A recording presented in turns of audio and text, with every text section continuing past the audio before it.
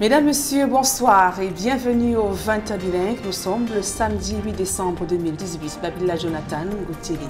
Bonsoir Nadine. Thanks, ladies and gentlemen, for joining us on this edition of the news on Equinox Television, live from our headquarters in Cameroon's economic capital, Douala. The first secretary of the United People for Social Renovation Pews political party, Serge Espoir Matomba, says no more blood in the two Anglophone regions of the Republic of Cameroon. Speaking to the press today on the sidelines of the party's General Assembly here in Douala, he said solving the Anglophone problem is the responsibility of all Cameroonians. And out of the country, the French capital city, Paris, is on a lockdown following weeks of yellow vest protests, and hundreds or close to 100 persons have been arrested, while over 700 are in detention or custody. À la une de ce journal, après un score écriqué à la récente présidentielle, le PUS veut rebondir lors des prochaines municipales et législatives. Le parti vient de tirer les leçons de ses performances lors du scrutin présidentiel du 7 octobre dernier et peaufiner sa stratégie. En sport football, 8 candidats pour un fauteuil, celui du président de la FECAFOOT, le comité siégeant comme commission électorale l'a bouclé l'examen des dossiers en attendant donc l'élection. Les tractations vont bon train. Voilà pour le sommaire.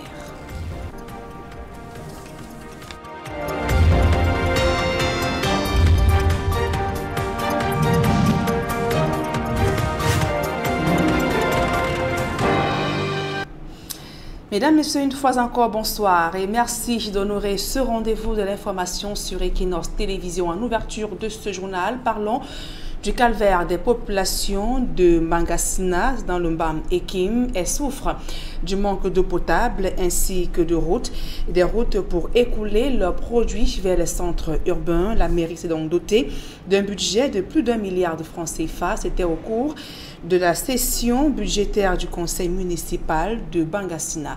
Charles Melingi Aïe Cyril. Mbangassina, une zone essentiellement agricole dans le département du Mbam Ekim, région du centre. Ici, on produit le cacao en abondance et d'autres produits vivriers à l'instar de la banane.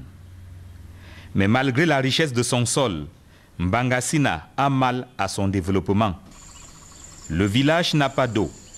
Les robinets sont au régime sec. Conséquence, c'est dans une rivière perdue dans la brousse que les enfants vont chercher de l'eau. Le village aussi n'a pas de route. Sur le tronçon Mbangassina-Ombessa, un camion est garé, le temps que ses occupants testent à l'aide des bâtons le niveau de pénétration dans ce bourbier. C'est les routes qui sont mauvaises là. Il y a les trous, il y a les mares d'eau. Pour que tu traverses ces mares d'eau là, si vous êtes sur moto, il faut d'abord descendre. La moto traverse seule, afin d'aller monter sur la moto avec vos bagages. Axe Mbangassina-Ombessa, en saison pluvieuse, on ne parvient même pas à rouler. Les passagers descendent tout le long de la route parce qu'il y a les bourbiers. La route est coupée. En saison sèche, on a les problèmes de poussière. Jusque-là, la route n'est même pas arrangée. La commune de Mbangassina a besoin d'argent pour subvenir aux besoins de ses populations. Sous la présidence du préfet du département du Mbam Ekim, le conseil municipal de Mbangassina s'est réuni en session budgétaire et a voté le montant d'1,132 milliard de francs CFA comme budget de la commune de Mbangassina pour 2019. Les sessions budgétaires constituant des sites privilégiés de prévision et de critiques constructives, je vous recommande de mettre en branle dans un futur proche des stratégies qui vous permettront d'accéder à votre autonomie financière. La maîtrise des postes de dépenses relatifs aux charges salariales et le respect des ratios réglementaires devront être mis. La commission des finances vient de faire une illustration qui est l'expression même de cette exigence. De toute évidence, l'eau, l'électricité, les routes constituent les chantiers prioritaires de la mairie de Mbangassina pour la nouvelle année. Cet argent va nous servir d'abord à faire une planification, c'est-à-dire nous avons construit des routes, nous avons des routes à construire, nous avons de l'eau, des forages nous avons construit dans les villages. Nous avons l'électrification rurale que nous avons réhabilité. Et nous avons construit dans certains villages comme Carrefour Kondongo, Yatomo et l'école. Nous avons la finition de l'hôtel de ville. Grenier agricole du Grand Bam en général. En raison de ses richesses, Mbangasina reste malheureusement encore sous-développé. Les autorités municipales promettent d'inverser la tendance. Et dans le département du Mungo, les populations de Loum s'indignent des promesses non tenues des élus locaux. Et depuis de nombreuses années, elles vivent un véritable calvaire du fait de l'absence des infrastructures de base telles que les routes, l'eau potable et l'électricité. Au moment où le budget 2019 de la commune de Loum vient d'être adopté à hauteur de 640 millions de francs CFA, ces populations appellent ces élus locaux à mettre un accent sur les priorités de l'heure. Jacquino Molon, Isabelle Carole Zopet. L'ensemble du réseau routier de la ville de Loum, dans le département du Mungo, est complètement dégradé. Une situation qui plombe les activités de ces riverains. À côté de ce problème de mauvais état de route, s'ajoute celui de l'accès à l'eau potable et de l'électrification de la ville. On est venu avec le forage n'est pas sorti, pas de l'eau. Et maintenant, la route pour entrer dans le chantier, la route est impraticable. C'est fort de ce constat que les autorités administratives de la ville se sont réunies en conseil municipal et ont voté le budget 2019 qui s'élève à 640 millions de francs CFA, un montant à la hausse comparativement à celui de l'année dernière. Et je pense que plus que jamais aujourd'hui, il faudrait régler ce problème d'assainissement pour que les inondations qui dérangent nos populations soient réglées. Donc nous allons également mettre un accent sur l'accès à l'eau potable. Les routes champêtres également doivent être notre préoccupation. Il y a le volet éducation qui n'est pas en reste. Il ne reste plus qu'à espérer que ces promesses tenues en vue d'améliorer les conditions de vie des populations de la ville de Loum soient réalisées. Je vous le disais en titre, le PUR, ce peuple uni pour la rénovation sociale, fait son autocritique. La formation politique vient d'achever à Douala son assemblée générale extraordinaire. Les travaux présidés par le premier secrétaire national du parti, Serge Espoir Matomba, a été l'occasion d'évaluer la participation de son parti lors de la récente élection présidentielle et de peaufiner sa stratégie pour le double scrutin municipal et législatif au Cameroun. Séverin Touban, Donald Brice, Cameroun. L'élection présidentielle n'a pas été une réussite, mais tout échec est une occasion d'interroger l'efficacité de ces stratégies et rebondir. Ainsi a résumé le directoire du peuple uni pour la rénovation sociale, évoquant les enjeux de l'Assemblée générale de ce week-end à Douala. Alors, le PUS est tourné vers les scrutins municipaux, législatifs et éventuellement régionaux de l'an prochain. En ligne de mire, son projet baptisé 300 maires et 100 députés. Il nous faut absolument prendre d'assaut le Parlement pour que nous puissions avoir des tests non seulement cohérents, mais des tests qui favoriseront les Camerounais et le Cameroun dans un meilleur état. Dans la foulée, le parti reste disposé à mutualiser les stratégies et les moyens pour mieux aborder les prochaines échéances. Les initiatives avec les autres partis politiques de l'opposition et la société civile s'imposent. Nous sommes en train de signer d'autres alliances avec d'autres centrales syndicales et même des formations politiques. Parce qu'il faut le dire, l'opération 300 maires, 100 députés concerne tous les Camerounais qui veulent avoir et voir un Cameroun différent. Pour y arriver, le paiement régulier des cotisations est fortement recommandé aux militants. La formation politique n'exclut pas le recours au fundraising et à d'autres modèles de financement non interdits par la loi sur le financement des partis politiques au Cameroun. Mais le défi le plus exaltant, c'est le recrutement des militants, c'est l'autre versant de l'implantation territoriale du PURS et ses 8 ans d'âge. Il faut reconnaître que Ngaoundéré, nous avons 3 communes, Ngaoundéré premier, Ngaoundéré deuxième, Ngaoundéré troisième. Pour le moment, nous focalisons sur 2 communes, la commune de Ngaoundéré premier et la commune de Ngaoundéré deuxième. Avant les municipales et les législatives de l'an prochain, le PUS pense qu'il faut tout mettre en œuvre pour obtenir la révision de l'actuel code électoral défavorable à une compétition équitable, ajoute-t-il.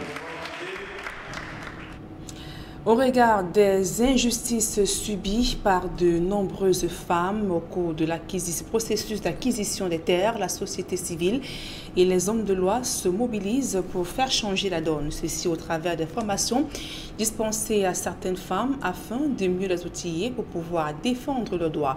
Le reportage de Rodrigo Ngassi et de Guizogo. Ainsi fonctionne le Cameroun. Les femmes n'y ont souvent pas accès aux terres dans leurs familles respectives, bien que la loi en dispose autrement. C'est pour briser cette injustice qu'une formation vient d'être dispensée aux femmes à Yaoundé.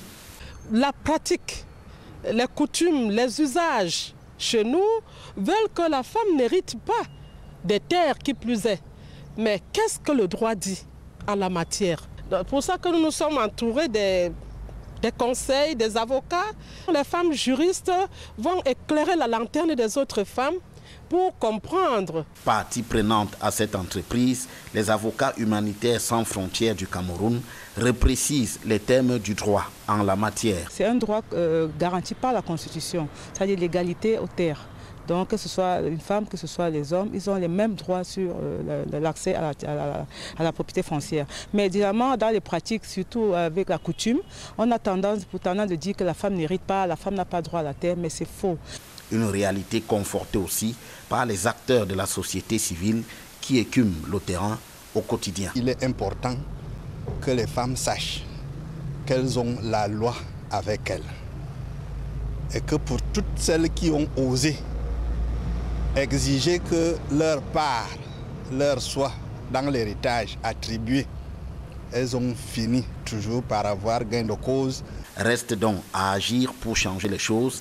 Et côté État, s'il y a lieu de le faire, il est aussi précisé que des changements doivent intervenir dans les coutumes. Autant le gouvernement doit travailler, mais les pratiques coutumières aussi doivent être révisées. D'où vient-il que lorsque les mamans, lorsqu'elles deviennent veuves et autres doivent hériter, que cela devienne des problèmes de famille, des problèmes de revendication? Cette formation intervient dans le cadre des 16 jours d'activisme contre les violences faites aux femmes du 25 novembre au 10 décembre, jour de la célébration de la Déclaration universelle des droits de l'homme. Dans le reste de l'actualité, les élèves du collège Liberman valorisent le patrimoine culturel du Cameroun. Le temps d'une journée baptisée Retour aux sources, ces apprenants ont révélé la richesse des traditions des 10 régions du pays. Le reportage de Claude Ekwa et de Kediara. Tenue d'apparat, objet tout droit sorti de chefferie traditionnelle, tam-tam, balafon, message interpellateur, on se croirait presque à une kermesse organisée par de nombreux villages camerounais, mais que nenni, on est bel et bien au cœur du collège Liberman, dans son stade de foot, pour être précis. Ici, à l'occasion d'une journée considérée comme mythique et baptisée par l'établissement Journée Retour aux sources, les élèves ont sorti le grand jeu pour reproduire fidèlement ce qui se passe dans nos villages. C'est un événement très important pour tout élève ou tout homme, parce que ça nous aide à nous rappeler d'où nous venons en fait. Ça nous aide à nous rappeler que malgré la culture occidentale ou encore ou les cultures qui viennent d'ailleurs, nous savons d'où nous venons en fait. Donc nous ne nous sommes pas perdus. Que ce soit par les danses, les sketchs ou encore les chants, ils ont su transmettre à leurs camarades et invités un bout de leur culture respective et à en prendre. De quoi être fier d'être Camerounais à un moment où le vivre ensemble semble être menacé. La 3e édition, et nous comptons poursuivre l'événement parce que depuis que nous avons lancé l'événement, il y a comme un certain engouement pour nous, une manière d'inviter nos enfants à connaître les cultures, leur culture, pour favoriser le vivre ensemble dans un pays comme le Cameroun, qui est multiculturel. De la journée justement parlons-en. En 3 années de célébration, les élèves se perfectionnent à chaque fois et cette année, l'organisation a été entièrement faite par leurs propres soins et le résultat satisfaisant les pousse à en redemander. Nous, cette journée au Collège Liberman nous permet non seulement de partager la culture des autres tribus, voir leurs traditions, voir leurs coutumes. Ça nous permet de mieux les comprendre et de mieux les entendre pour pouvoir cohabiter en société. Donc c'est un chose très important à prôner dans les autres écoles.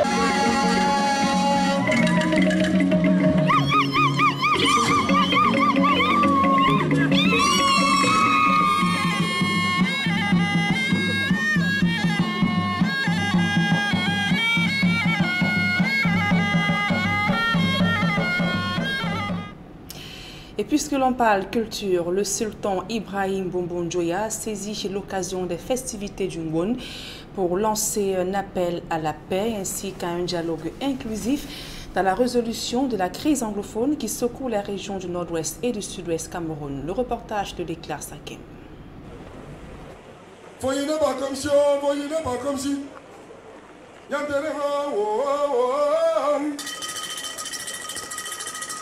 Cette journée du samedi a été déterminante pour la célébration du Ngwen 2018. Une manifestation de mécanismes de régulation démocratique du pouvoir royal chez les Bamoun. L'on a assisté à la scène coutumière du jugement suprême du roi installé à la cour d'apparat sous les regards du public. Après le tour du marché de Fumban, les deux lances judiciaires adressent au monarque les critiques, dénonciations, appréciations, observations et suggestions recueillies auprès du peuple. Le roi, après son réquisitoire, a été rétabli dans son pouvoir.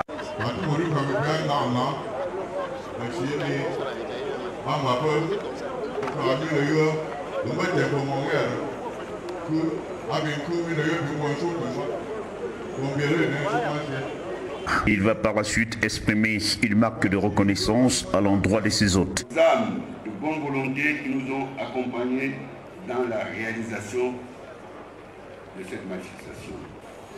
Médias et journalistes qui nous ont permis de relayer aux quatre coins du monde les festivités de cette édition du Ngwen avec une mention particulière pour la CIATV, le groupe Equino qui sont avec nous depuis longtemps et qui nous supportent.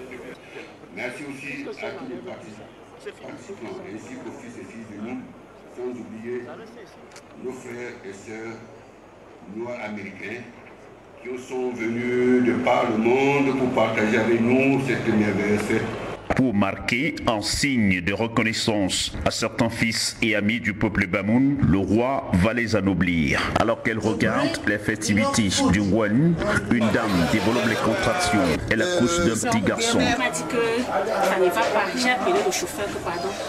Là où tu es, la rentre, tu viens prendre la femme, on part à l'hôpital avec elle. Donc ma belle-fille, arrivée en pleine, au marché, il y avait trop d'embouteillage. C'est là où l'enfant a dit que c'est là où aujourd'hui là, je vais sortir quand ils sont au marché.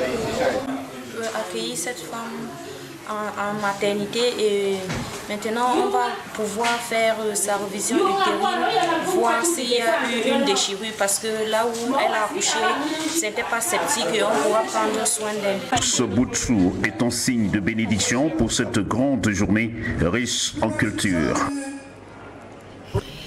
L'actualité sportive à présent, les candidats se bousculent pour la présidence de la Fédération camerounaise de football. 8 dossiers ont été validés par le comité de normalisation, mais en attendant les joutes électorales, c'est encore la cacophonie en ce qui concerne la liste des délégués de la Ligue de football professionnel du Cameroun à l'Assemblée générale de la FECAFOOT. Aïe Cyril pour plus de précisions.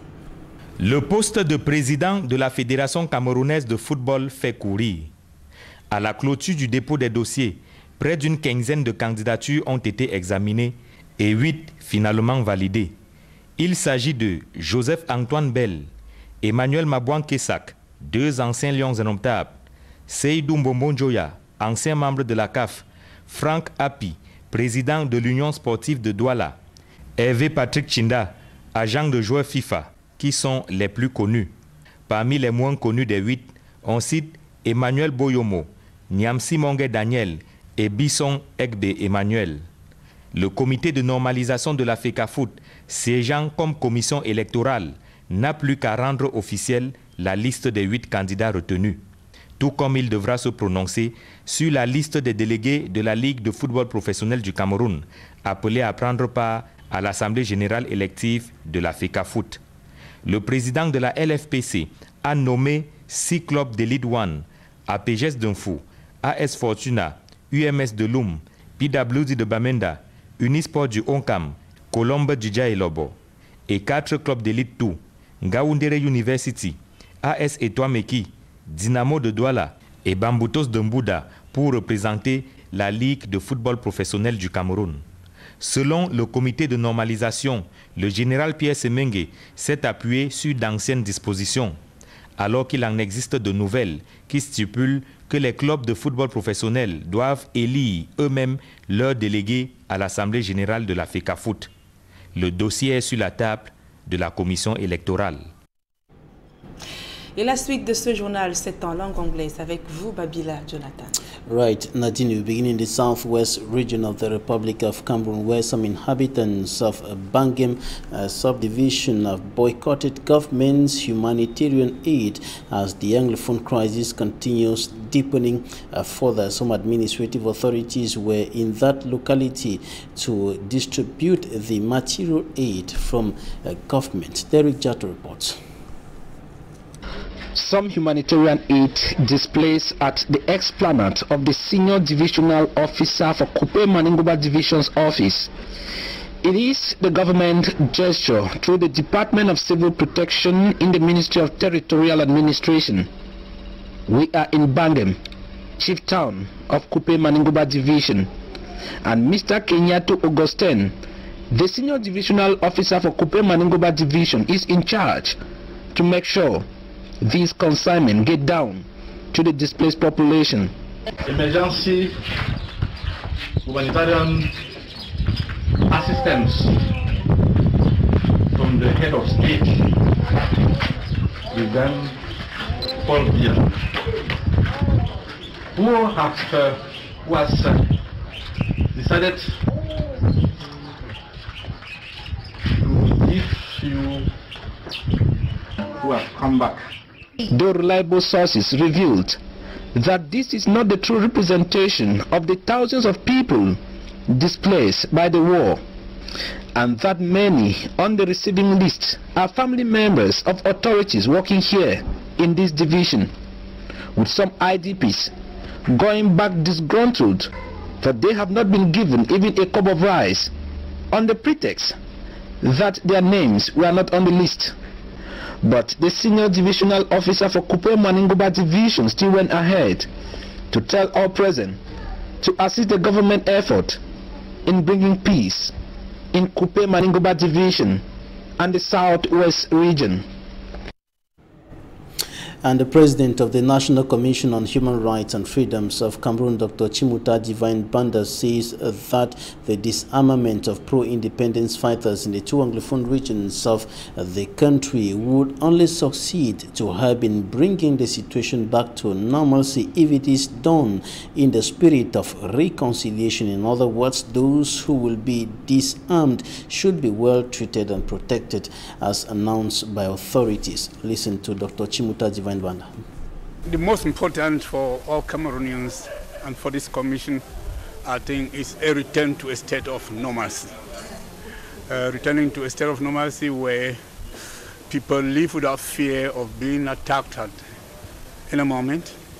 There are parts of this country in which there is rampant killing, there's warfare going on, and we only pray that the call for disarmament could be, and the practice of that disarmament could be effective. And concerning that disarmament, the mobilization and rehabilitation, we think that if that disarmament, demobilization, and rehabilitation is done in a spirit of reconciliation, that'll be good. In the spirit of reconciliation will be seen if those who obey the call and come back are treated the way that we've heard leading authorities saying that when they come back, they will be treated properly, they will be protected, they will not be harassed. And if it is done in that spirit of reconciliation, then we think that the criticisms of concerning timing, concerning sequencing, whether we should come before what, does not really matter. If people cooperate and will come back to a state of normalcy, that will be good for everybody. And I told you in the headlines that the first National Secretary of the United People for Social Renovation Pius Political Party, Serge Espoir Matomba, said no more blood in the two Anglophone regions of the country, and he thinks that to solve that problem demands the involvement of all Cameroonians. In other words, he says all Cameroonians have to put hands on deck to solve the socio-political and security crisis rocking the two Anglophone regions of the country. Here's an extract of what he told us. The most important thing is to bring peace. The most important thing is to people to understand that the country belongs to everyone. Every one of us, we have to work hardly. The problem, the decision, the political decision can save or not solve the problem. You know, what we have to know is to integrate that. We don't have to see more blood. We need peace, and everyone have to contribute for that. Serge Espoir Matomba, first National Secretary of the United People for Social Renovation Pius Political Party, was speaking to Equinox Television on the end of a two-day General Assembly of the party that took place here in the economic capital of the country, Douala. And during that General Assembly, officials and militants of the party that came from different regions of the country discussed what the party calls Operation 300 mayors and 100 members of parliament to be achieved during the upcoming municipal and legislative elections in the country. And the Pius Political Party is inviting other opposition leaders as well as the civil society to come together in order to achieve this and turn down the huge majority that the ruling Cameroon People's Democratic Movement CPDM has as of now in the National Assembly. Recording poor results at the last presidential election in Cameroon, the United People for Social Renovation Pius Political Party is re-strategizing to win as many councillors and parliamentary seats as possible in upcoming elections.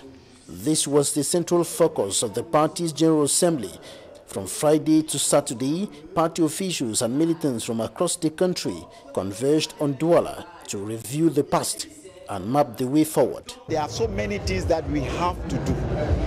We have seen that there are so many things that we have learned from that campaign, and we have to correct so many things. We are believing that we will take a new way so that we should contribute for the amelioration of the condition of all Cameroonians. The United People for Social Renovation is urging other opposition political parties and the civil society to unite their strength to obtain at least 300 councils and 100 parliamentary seats next year. We have said we need to have 100 deputy in the assembly, because today we have 180. The majority belong to the CPDM, and we have to, for the whole opposition, to work hardly so that we should have at least 100 parliamentary, because we need to have another Cameroon.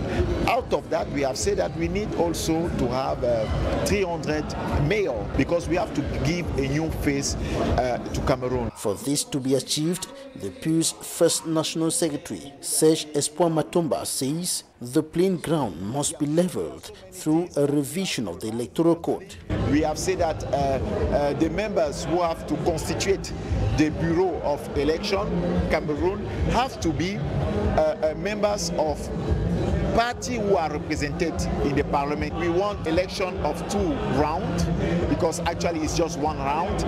We want Elecam to use the identification card that we have instead to use the one they have now. We have asked also to review the age.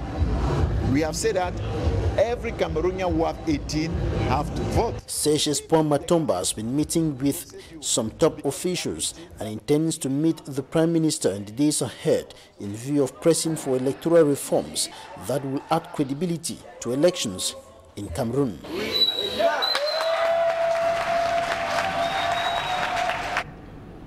In the report coming up next, we're going to take you to Lum in the Mongo division of the Littoral region of the Republic of Cameroon to take a look at the living conditions of inhabitants of that municipality. They are living in difficult conditions as a result of the absence of basic social amenities, including potable water and good roads. And municipal authorities have said the 640 million francs CFA budget of the council for 2019 will focus on improving on the living conditions of inhabitants of Lum. For me, Armstrong Sander has more.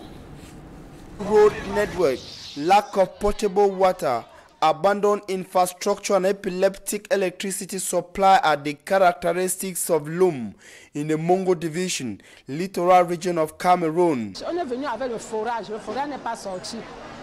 Locals say boreholes which were dug in the municipality have not been able to supply water for several months, and access to other basic social amenities has been rendered difficult by the unbearable poor state of roads in the municipality.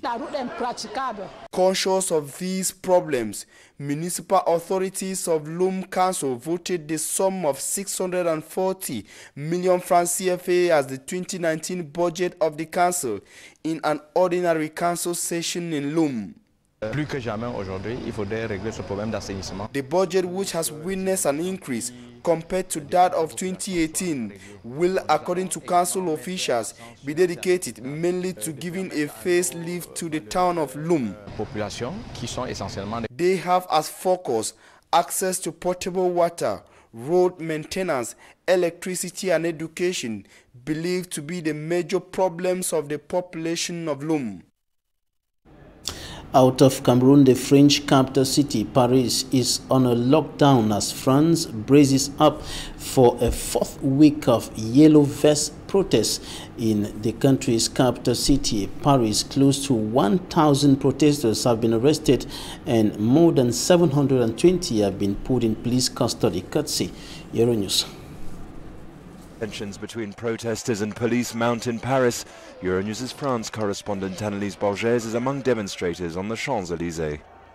The situation is quite tense here on the Champs-Élysées. Police have been using tear gas to contain the yellow vests demonstrators. Over the last hour or so, clouds of tear gas have been coming our way repeatedly. What's happening here this week seems to be the opposite of what happened last weekend. Last weekend, police tried to avoid protesters coming to the Champs-Élysées, and this time around, they are actually avoiding them. They are preventing them from leaving. Protesters have been trying to go up towards the Arc de Triomphe, and there's a big blockade there, and they can't go south either towards Place de la Concorde. Authorities are also being extremely strict with everything and everyone that comes onto the Champs-Élysées. IDs are being checked, bags are being checked. You've just been wounded, vous avez fait blessé? C'était quoi? Flash Paul. This man has just been wounded. He's here to show us what happened. Qu'est-ce que vous en pensez de tout ça? Qu'est-ce que ça vous fait quoi? It's not normal. This has been something that a lot of the protesters here have been saying, that they're trying to demonstrate peacefully and that police are not letting them. Authorities, including France's Prime Minister, have called on those who wanted to come to the streets today to do so peacefully. The protesters say police are not letting them. Annelise Borges in Paris for Euronews. For the second weekend in a row, France has been overrun by at times violent anti-government protests under the banner of the Gilets jaunes, or yellow vests. In Paris, demonstrators gathered on the Champs-Élysées close to the Arc de Triomphe, which was badly vandalized last weekend. By noon, hundreds of arrests had been made as thousands of protesters clashed with the 8,000 police drafted into the French capital to keep the peace. Police used tear gas to force crowds to disperse, although many people were trying to demonstrate peacefully. A spokesperson for the movement, which began 3 weeks ago to protest proposed fuel tax hikes, yesterday told Euronews the group wanted to distance itself from acts of violence. Since its inception, the movement has gathered momentum and public support. But in the wake of the government's backtrack on its tax increase proposals, the Yellow Vest mission statement has changed. It's now broadened its horizons to reflect public anger over a number of other issues, such as low wages and high taxes. Some are even calling for President Emmanuel Macron, who has seen his popularity ratings plummet since the protests began, to resign, calling him the president of the rich. Although many had been hoping for a more peaceful demonstration, the calm that was seen in the morning from protesters did not last long. Scenes soon mirrored those of last weekend, with barricades erected, water cannons deployed and cars set on fire. And that's it for this edition of the news. Thanks, ladies and gentlemen, for staying with us. Goodbye. Good night, Nancy. Good night, Babila, Jonathan. Mesdames et messieurs, c'est la fin de ce journal. Merci pour votre aimable attention et passez d'agréables moments en compagnie de nos programmes.